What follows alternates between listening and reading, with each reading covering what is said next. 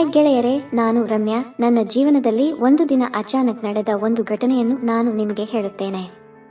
ನಾನು ಸಿಟಿಯೊಂದರಲ್ಲಿ ವಾಸವಾಗಿದ್ದು ನನಗೆ ಕಲ್ಯಾಣವಾಗಿ 7 ವರ್ಷದವಾದರೂ ಸಹಿತ ಮಡಿಲು ತುಂಬಿಲ್ಲ.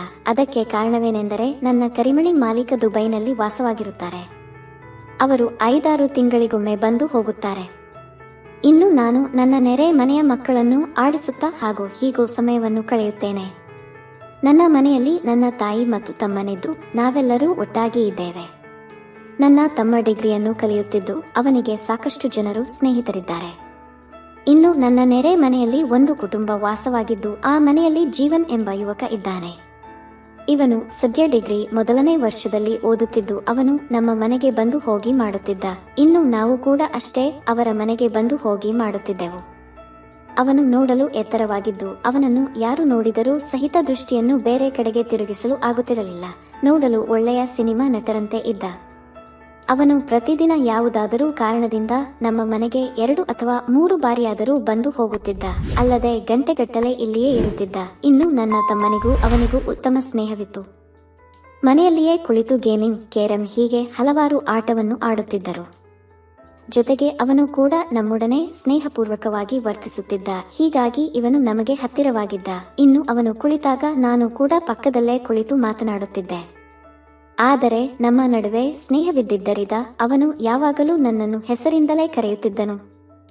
ಹೀಗಿರಬೇಕಾದರೆ ಒಂದು ದಿನ ನಮ್ಮ ಪಕ್ಕದ ಮನೆಯವರು ತಮ್ಮ ಹತ್ತಿರದ ಸಂಬಂಧಿಗಳ ಮದುವೆಗೆ ಹೋಗುವುದು ಎಂದು ನಿಶ್ಚಯ ಮಾಡಿದ್ದರು. ಆದರೆ ಕಾರಣಾಂತರಗಳಿಂದ ಜೀವನ್ ಮಾತ್ರ ಊರಿಗೆ ಹೋಗಿರಲಿಲ್ಲ. ಇವನು ಕೂಡ ಊರಿಗೆ ಹೋಗಿದ್ದಾನೆ ಎಂದು ನಾವು ಎಂದುಕೊಂಡಿದ್ದರು.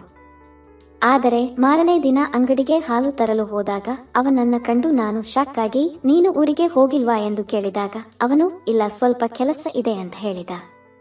ನಾನು, ನಮ್ಮ ಮನೆಗೆ ಬರೋಕೆ ನಿನಗೆ ಇಷ್ಟ ಇಲ್ಲ ಅಲ್ವಾ ಎಂದು ವ್ಯಂಗ್ಯವಾಗಿ ಕೇಳಿದೆ. ಆಗ ಅವನು ಹಾಗೇನಿಲ್ಲ ಎಂದು ಹೇಳಿದಾಗ ನಾನು, ಊಟಕ್ಕೆಲ್ಲ ಹೇಗೆ ಮಾಡ್ತೀಯಾ ಅಂತ ಕೇಳಿದಾಗ ಹೊರಗೆ ಮಾಡ್ತೇನೆ ಅಂತ ಹೇಳಿದ. ಆಗ ನಾನು, ಹೊರಗೆ ಬೇಡ, ಮನೆಗೆ ಬರುವಂತೆ ಹೇಳಿದೆ. ಅವನು ಮನೆಗೆ ಬಂದಾಗ ನನ್ನ ತಮ್ಮ ಅವನ ಕುರಿತು, ಇವನು ಚೆನ್ನಾಗಿ ಕಬಡ್ಡಿ ಆಡುತ್ತಾನೆ. 4 ದಿನ ಬಿಟ್ಟು ಕಾಲೇಜಿನಲ್ಲಿ ಟೂರ್ನಮೆಂಟ್ ಇದೆ.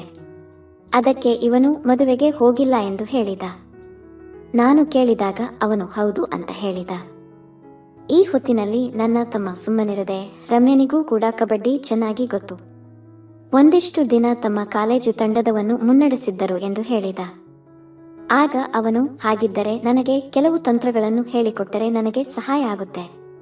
ಈ ಬಾರಿ ಕಪ್ ಗೆಲ್ಲಬೇಕು ಎಂದು ನನ್ನ ತಂಡದವರು ಪ್ರಯತ್ನ ಪಡುತ್ತಿದ್ದೇವೆ ಅಂತ ಹೇಳಿದ. ಆಗ ನಾನು, ಇಲ್ಲ, ಆಗೋದಿಲ್ಲ, ಇವನ ಮಾತು ಕೇಳಬೇಡ ಎಂದು ಹೇಳಿದ ಕೂಡಲೇ ನನ್ನ ತಮ್ಮ ಅವನಿಗೆ ನನ್ನ ಹಳೆಯ ಫೋಟೋಗಳನ್ನು ತೋರಿಸಿದ. ಅವನ್ನು ತೋರಿಸಿದ ಮೇಲೆ ನಾನು ಕೂಡ ಕಬಡ್ಡಿ ಆಡುತ್ತಿದ್ದೆ ಎಂದು ಒಪ್ಪಿಕೊಂಡೆ. ಅವನು, ಇವಾಗ ಹೇಳಿ ಕೊಡು ಅಂತ ಕೇಳಿದಾಗ ನಾನು, ಇವಾಗ ಆಗೋಲ್ಲ, ಹೇಗಿದ್ದರೂ ನಿಮ್ಮ ಮನೆಯ ಹಾಲ್ ದೊಡ್ಡದಿದೆ, ಅಲ್ಲಿ ಯಾರೂ ಇಲ್ಲ, ನಾನು ಅಲ್ಲಿಗೆ ಸಾಯಂಕಾಲ ಟೀ ಹೊತ್ತಿಗೆ ಬಂದು ಹೇಳ್ತೀನಿ ಅಂತ ಹೇಳಿದಾಗ ಸರಿ ಅಂತ ಹೇಳಿದ. ಸಂಜೆ ನಾನು ನನ್ನ ತಮ್ಮ ಸೇರಿ ಅವನ ಮನೆಗೆ ಹೋಗಿ ಬಾಗಿಲು ತಟ್ಟಿದಾಗ ಅವನು ಒಳಗಿಂದ 1 ನಿಮಿಷ ಬದಲಿಸುತ್ತಿದ್ದೇನೆ ಎಂದು ಹೇಳಿದ. ಆಮೇಲೆ ಅವನು ಬಂದು ಬಾಗಿಲು ತೆರೆದ. ಆಗ ಅವನನ್ನು ಕಬಡ್ಡಿ ವೇಷದಲ್ಲಿ ನೋಡಿದ್ದೇ ತಡ ನನ್ನ ಕಣ್ಣುಗಳೇ ನನ್ನ ನಂಬಲಾರದವು. ಮನ್ಮಥನೇ ಭೂಮಿಗೆ ಬಂದಂತೆ ಆಗಿತ್ತು. ನಾನು ಅವನನ್ನು ನೋಡಿದ ಬಳಿಕ ಸುಮ್ಮನೆ ನಿಂತಿದ್ದೆ. ಆಗ ಇಬ್ಬರನ್ನು ಒಳಗೆ ಕರೆದ. ನಾನು ಅವನಿಗೆ ಕಬಡ್ಡಿಯ ತಂತ್ರಗಳನ್ನು ಹೇಳಿ ಕೊಡುತ್ತಿದ್ದೆ. ಹೀಗೆ ಹೇಳಿಕೊಡುವಾಗಲೇ ನನ್ನ ತಮ್ಮನಿಗೆ ಯಾವುದೋ ಫೋನ್ ಬಂದ ಕಾರಣ ಇವನದ್ದೇ ಬೈಕ್ ತಗೊಂಡು ಹೊರಗೆ ಹೋದ. ಇನ್ನು ಇಬ್ಬರೇ ಹಾಲ್ನಲ್ಲಿ ಇದ್ದೆವು. ಆದರೆ ನಾನು ಮಾತ್ರ ಅವತ್ತು ಅವನಿಗೆ ಕಬಡ್ಡಿ ಬಗ್ಗೆ ಹೇಳಿ ಕೊಡುತ್ತಿದ್ದೆ. ಈ ವೇಳೆ ನಾನು ಮುಂದೆ ನಿಂತು ಕಾಲೆಳೆಯುವಂತೆ ಹೇಳಿದಾಗ ಅವನು ಜೋರಾಗಿ ಎಳೆದು ಬಿಟ್ಟ. ನಾನು ಕೂಡಲೇ ಅವನ ಮೇಲೆ ಬಿದ್ದೆ. ಅವನು ಒಂದು ಕ್ಷಣ ಸುಮ್ಮನಾಗಿದ್ದ. ಆಮೇಲೆ ನಾನು ಎದ್ದು ಕಬಡ್ಡಿ ಹೇಳಿ ಕೊಡುವಾಗ ಇಷ್ಟು ಜೋರಾಗಿ ಕಾಲು ಎಳೆದರೆ ಹೇಗೆ ಎಂದು ಕೇಳಿದಾಗ ಕ್ಷಮಿಸು ಅಂತ ಹೇಳಿದ. ಆದರೆ ಹೀಗೆ ಬಿದ್ದ ಮೇಲೆ ಕಬಡ್ಡಿ ಹೇಳುವಾಗ ನನಗೆ ಬೇರೆಯದೇ ಚಿಂತೆಯಾಗಿತ್ತು. ಏಕೆಂದರೆ 6 ತಿಂಗಳಿನಿಂದ ಹಸಿವಿನಿಂದ ಕಂಗೆಟ್ಟಿದ್ದೆ. ಈ ಬಗ್ಗೆ ಎಲ್ಲಿಯೂ ಹೇಳುವಂತೆ ಇರಲಿಲ್ಲ. ಆದರೆ ಅವನನ್ನು ಆ ಅವತಾರದಲ್ಲಿ ನೋಡಿದ ಮೇಲೆ ನನಗೆ ಏನು ಮಾಡಬೇಕೆಂದು ದಿಕ್ಕು ತೋಚಲಿಲ್ಲ. ಆಮೇಲೆ ನನ್ನ ತಮ್ಮ ಬಂದ. ಆಮೇಲೆ ಇಬ್ಬರು ಸೇರಿ ಅವನಿಗೆ ಕಬಡ್ಡಿ ಹೇಳಿ ಅಲ್ಲಿಂದ ಹೊರಟೆ. ಹೀಗೆ ಕಬಡ್ಡಿ ಹೇಳಿ ಕೊಡುವಾಗ ನಾನು 2-3 ಬಾರಿ ಬಿದ್ದರೂ ಸಹಿತ ನಾನು ಅವನಿಗೆ ವಿರೋಧಿಗಳನ್ನು ಎದುರಿಸಿ ಹೇಗೆ ತಡೆಯುವುದು ಎಂಬ ಕುರಿತು ವಿಶೇಷ ತರಬೇತಿ ನೀಡಿದೆ.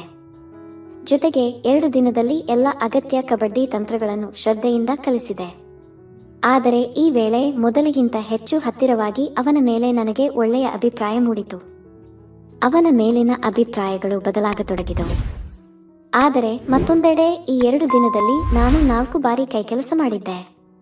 ಕಬಡ್ಡಿ ಹೇಳಿ ಕೊಟ್ಟ ಬಳಿಕ ಕೂಡಲೇ ಮನೆಗೆ ಹೋಗಿ ಆ ಕೆಲಸವನ್ನು ಮಾಡುತ್ತಿದ್ದೆ.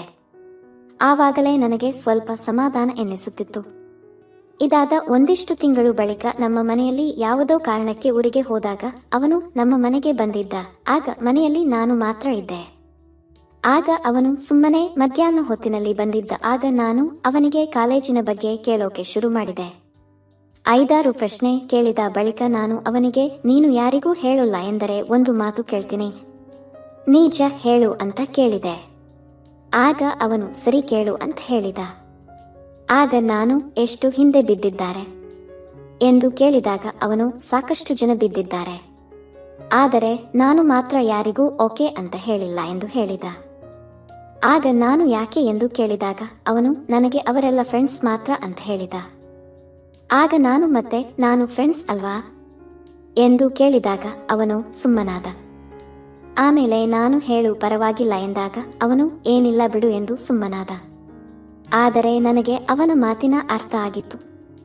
ಕೆಲವರಿಗೆ ತಮಗಿಂತ ಜಾಸ್ತಿ ವಯಸ್ಸಿನವರು ಇಷ್ಟ ಆಗುತ್ತಾರೆ, ಆದರೆ ಹೇಳಿಕೊಳ್ಳಲು ಆಗುವುದಿಲ್ಲ. ಹೀಗಾಗಿ ಅವರು ಸುಮ್ಮನೆ ಇರುತ್ತಾರೆ ಎಂದು ನನಗೆ ಮೊದಲೇ ಗೊತ್ತಿತ್ತು. ಮನೆಯಲ್ಲಿ ಎಲ್ಲವೂ ಶಾಂತವಾಗಿದ್ದರಿಂದ ಎಲ್ಲರೂ ಹೊರಗೆ ಹೋಗಿದ್ದರು. ಮೊದಲೇ ಎಲ್ಲವೂ ಗೊತ್ತಿದ್ದ ನಾನು ಅಲ್ಲಿಯೇ ಆ ಕೆಲಸವನ್ನು ಮುಗಿಸಿದೆ. ಆ ಕಬಡ್ಡಿ ಬಗ್ಗೆ ಸಾಕಷ್ಟು ಕೇಳಿಕೊಟ್ಟೆ. ಆದರೆ ಅದೇ ದಿನ ಸಾಯಂಕಾಲ ಅವನು 2ನೇ ಸುತ್ತಿನ ಕಬಡ್ಡಿಯಲ್ಲಿ ಚೆನ್ನಾಗಿ ಆಡಿದ್ದ. ಅವನ ಆಟವನ್ನು ಕಂಡು ನನಗೂ ಗಾಬರಿಯಾಗಿತ್ತು. ಕಬಡ್ಡಿಯ ನಡುವೆ ನಾನು ಆಗಾಗ ಹಾಡನ್ನು ಕೂಡ ಹಾಡಿದ್ದೆ. ಹೀಗೆ ಒಂದಿಷ್ಟು ಹೊತ್ತಿನ ಬಳಿಕ ಕಬಡ್ಡಿ ಮುಗಿದ ಮೇಲೆ ಅವನೇ ಪಂದ್ಯದ ವಿಜಯಶಾಲಿಯಾಗಿದ್ದ. ನಾನು ಅವನಿಗೆ ಕಬಡ್ಡಿ ಆಡಿದ್ದಕ್ಕೆ ಧನ್ಯವಾದ ಎಂದು ಹೇಳಿದಾಗ ಅವನು, ಪರವಾಗಿಲ್ಲ ಎಂದು ಹೇಳಿ ನೀನೇ ನನಗೆ ತರಬೇತಿ ನೀಡಿದ್ದು ಎಂದು ಹೇಳಿ ನಕ್ಕ. ನಾನು ಕೂಡ ಸುಮ್ಮನಾದೆ. ಆಮೇಲೆ ನಾನು ಸಮಯ ಸಿಕ್ಕಗೊಮ್ಮೆ ಕಬಡ್ಡಿ ಆಟವನ್ನು ಆಡುತ್ತಿದ್ದೆ. ಹೀಗೆ ಕೆಲವು ತಿಂಗಳು ಬಳಿಕ ನಾನು ನನ್ನ ಕರಿಮಣಿ ಮಾಲೀಕನ ಜೊತೆಗೆ ದುಬೈಗೆ ಶಿಫ್ಟ್ ಆಗಿದ್ದು ಇವಾಗ ಇಲ್ಲಿಯೇ ಹಾಯಾಗಿ ಇದ್ದೇನೆ. ಈ ವಿಶಾಲ ನಗರದಲ್ಲಿ ನಾನು ಯಾವಾಗಲೂ ನಮ್ಮ ಹಳೆಯ ನೆನಪುಗಳನ್ನು ನೆನೆಸಿಕೊಳ್ಳುತ್ತೇನೆ. ಆದರೆ ಇಂದು ಎಲ್ಲವೂ ಬದಲಾಗಿದೆ. ಅವನ ಸ್ನೇಹವು ನಿಂತು ಬಿಟ್ಟಿದೆ. ಇವಾಗ ನಾನು ನನ್ನದೇ ಲೋಕದಲ್ಲಿ ಆರಾಮವಾಗಿದ್ದು ಈ ಹಿಂದೆ ನಡೆದ ಎಲ್ಲಾ ಘಟನೆಗಳನ್ನು ಮರೆತು ಹೊಸ ಜೀವನವನ್ನು ನಡೆಸುತ್ತಿದ್ದೇನೆ. ಏಕೆಂದರೆ ತಪ್ಪುಗಳನ್ನು ಎಂದಿಗೂ ಮೇಲಿಂದ ಮೇಲೆ ಮಾಡಬಾರದು ಎನ್ನುವುದು ನನ್ನ ಉದ್ದೇಶವಾಗಿದೆ. ಇನ್ನು ಯಾರೂ ಕೂಡ ಗೊತ್ತಿದ್ದು ಗೊತ್ತಿಲ್ಲದೆಯೂ ತಪ್ಪುಗಳನ್ನು ಮಾಡಬಾರದು. ಇರುವ ಜೀವನವನ್ನು ಚೆನ್ನಾಗಿ ನಡೆಸಬೇಕು ಎನ್ನುವುದು ನನ್ನ ಅಭಿಪ್ರಾಯ. ಫ್ರೆಂಡ್ಸ್, ಈ ಕಥೆ ಇಷ್ಟವಾಗಿದ್ದರೆ ಇದಕ್ಕೊಂದು ಲೈಕ್ ಕೊಟ್ಟು ನಮ್ಮ ಚಾನೆಲ್ ಸಬ್ಸ್ಕ್ರೈಬ್ ಮಾಡಿಕೊಳ್ಳಿ.